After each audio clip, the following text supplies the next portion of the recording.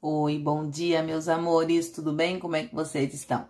Tudo certinho? Então vamos começar a nossa aulinha de hoje? Então vamos lá. Bom, abram a apostilinha lá no segundo capítulo que tem prosa e poesia, vocês já viram, né? Logo depois de prosa e poesia tem gêneros poéticos, certo? Vocês podem ver que nessa parte, gêneros poéticos também podem ser considerados, também podem ser encontrados como gêneros literários. Então eu mandei os slides aí para vocês, eu queria que vocês fossem acompanhando o que eu dissesse, tá? Porque agora nós vamos entrar, tem partes ali que eu não vou abordar com vocês, porque eu gostaria de estar presente e a gente fazer junto. Eu não ia conseguir a escansão, por exemplo, mas aí ao longo do ano eu vou trazendo essa escansão para vocês e a gente vai trabalhando certinho, tá bom? Então vamos lá. Os gêneros literários. Nós vimos o que é texto literário e o que não é texto literário. Então agora nós só vamos analisar os textos literários. Na literatura é óbvio que nós vamos partir somente para isso. Então dentro dos gêneros literários eu tenho também a subclassificação deles. Então a classificação deles é gênero lírico, gênero épico e o gênero dramático, né? Então, quando eu falo em gênero lírico, eu falo da palavra cantada. Por que ele diz que é uma palavra cantada? Porque eu vou encontrar na poesia. O eu lírico, lembra que eu falei para vocês? No sentimento.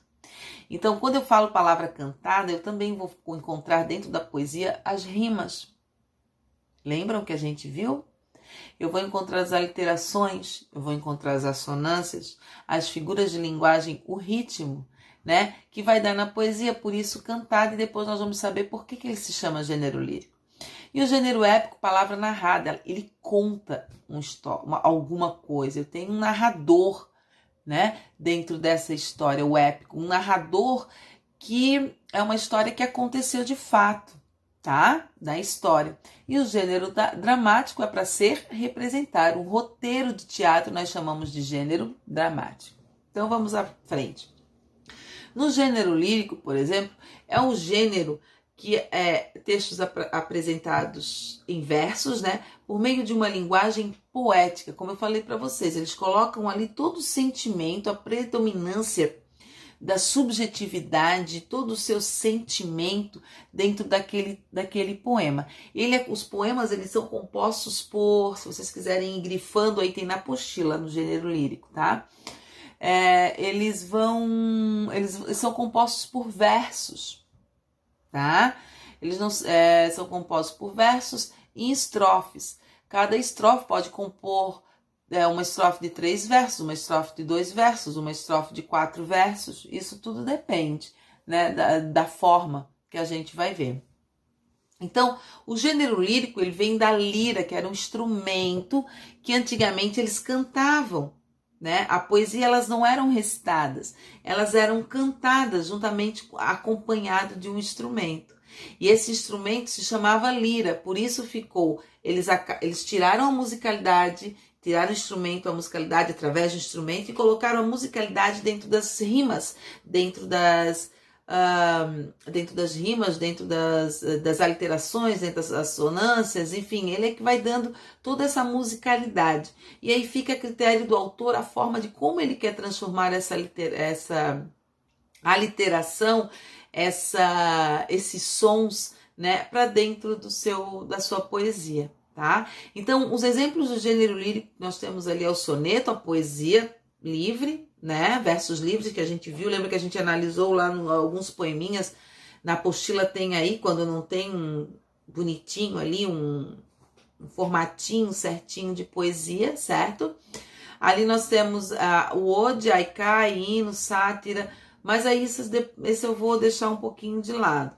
Nós vamos focar no soneto. O que é um soneto? Eu já expliquei, eu acho, para você, não tenho certeza, o que era um soneto. O soneto é uma forma de poema composto de 14 versos distribuídos em 2 quartetos e 2 tercetos. Se ele foge dessa distribuição, ele deixa de ser soneto. Ele é uma fórmula de poema, tá certo? Depois eu tenho o gênero épico. O que é o gênero épico? Ele conta o feito heróico de um determinado povo, personagem, tá? Então é alguma coisa que ele vai contar em versos o que aconteceu na história.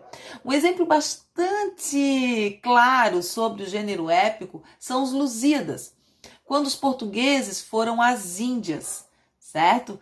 Então, não aconteceu os portugueses descobrirem as Índias? Aconteceu, com Vasco da Gama, né? Então, lá dentro da nau do Vasco da Gama, desculpa, tinha um cara chamado Camões, e ele escreveu uma epopeia que é estudada pelo mundo inteiro, né? Os Lusíadas. E os Lusíadas é isso, nada mais do que isso, que conta a história do povo português até as Índias.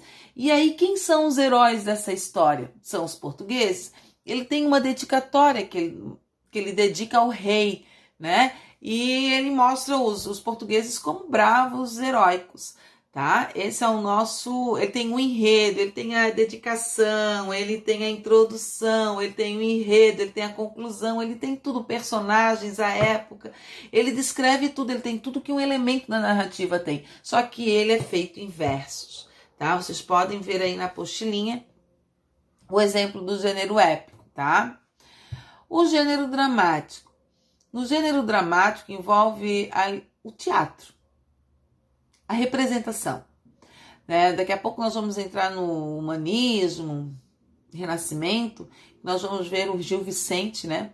Que ele escreveu os autos, Alto da Barca do Inferno, Alto da Barca da Glória, enfim, ele trabalhou, então os poemas, os teatros, eles eram como é que eu posso falar para vocês? Eles eram feitos para serem representados no paço, né? Ali que era o pátio do palácio. Então eles colocavam ali e criticavam. Sempre tinha um fundo de crítica, alguma coisa. E o gênero que eles utilizavam era o dramático, né? Que é a forma do roteiro. Que depois vocês vão ver direitinho os exemplos que eu vou passar para vocês, tá? E depois, por último, nós temos o gênero narrativo. Então, o gênero narrativo, nós temos as estruturas de uma narração, né? Que nós encontramos em romances. Romances são o quê? Não é que ele seja romântico. Romance é uma história longa, né? Que a gente tem sai de um lugar para outro, é cronológico, linear ou não linear, ele vai de um tempo a outro, né? Ele é uma história longa, tem vários personagens, certo? Então nós temos todos os elementos narrativos em espaços, em períodos longos, vamos dizer assim, né? Tudo intensificado. Às vezes pode acontecer, no romance pode acontecer que eu esteja aqui como protagonista, daqui a pouco eu saio daqui e vou lá para a Europa. Então, nós chamamos isso, ele pode trabalhar os espaços que ele quiser. A novela é quando eu tenho vários núcleos, e a novela tem a característica dos personagens e os núcleos todos trabalharem no seu núcleo e ao final esses núcleos se encontram. Tá? Como acontece nas novelas de verdade, assim, na nossa televisão. Vocês podem comparar, que eles começam cada um com o seu núcleo, daqui a pouco todo mundo está se conhecendo. Primeiro com um, primeiro com outro, depois com outro. Daqui a pouco eles já estão se misturando e ao final todos se conhecem. Tá? Essa é a característica da novela. A história é curta, não precisa ser muito longa. A crônica, né? A crônica é uma narrativa do nosso dia a dia. Ele também é como se fosse uma fotografia, é um momento, ele é momentâneo, ele é presencial, né? É uma história que tu viu ali, é aquele momento, também não tem um espaço curto, tem poucos personagens, o tempo é presente, então ele não pipoca como um romance ou como uma novela também que pode pipocar, tá? Os contos de fadas que nós conhecemos, né? Fábulas, que são personagens com animais e sempre tem uma moral na história, no final da história, né?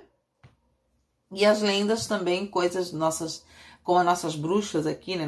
Vocês vão conhecer as narrativas de Florianópolis, como Franklin Cascais, que são lendas, né? Que fantásticos, a gente diz que é uma narrativa fantástica. Fechou então? E nós temos os contos, além de contos de fadas, nós temos os contos, que ela também é uma história curta, com poucos personagens. É uma história que a gente sabe onde vai acontecer, onde vai acabar, é fácil, não passa de uma rua, não passa de uma casa, não passa de um bairro, tá? Nós vamos conhecer os contos de Machado de Assis, que são excelentes, e aí vocês vão saber analisar esses contos. Fechou? Para esse primeiro momento, gente, eu quero que vocês façam as atividades da apostila das páginas 41 a 52. Elas estão por partes. Primeiro gênero lírico, daí tem as atividades. Depois gênero dramático, tem as atividades. Por isso é que ela tá tão extensa, tá? Eu quero que vocês analisem bem as características de cada texto. E eu quero que a gente discuta isso lá no nosso bate-papo no WhatsApp, tá? Para que a gente tire as dúvidas. Não adianta eu ficar aqui dando aula para vocês e lá vocês não fizerem as atividades e não tirarem as dúvidas de vocês. Eu gosto muito que vocês venham. Professor, eu não entendi o que é o texto dramático, o que é o texto épico, gênero épico, enfim. Eu queria que vocês me dessem esse feedback para eu ficar mais tranquila, para saber que vocês estão entendendo de fato. Os elementos da narrativa, grifem tudo ali, o que é o conto, o que é a novela, o que é, tá? E depois nós temos... E aí a gente pode ficar corrigindo e trabalhar, tá? E o caderno de atividades, o capítulo 2 por inteiro. Então, a primeira parte do capítulo 2 ali, vocês vão ver todo um resuminho, né, da apostila. E eu quero que vocês foquem naquele resumo ali, que é uma parte que vocês podem fazer um esquema, um mapa conceitual para vocês estudarem para a prova depois, tá certo? Então, vamos lá. Eu quero que vocês tirem as dúvidas agora, façam alguma coisinha ou outra a partir disso que a gente viu aqui, para vocês fazerem, tá? Qualquer coisa, mandem mesmo que eu esteja durante toda a manhã, mesmo que eu esteja, porque eu vou estar online ali com o terceirão, vou estar online com o segundo ano, mas eu quero que vocês estejam ali comigo, tá bom? Eu vou atendê-los de qualquer forma, fechou? Beijo no coração de vocês, amo vocês, tô morrendo de saudades, tá? Beijinho, gente.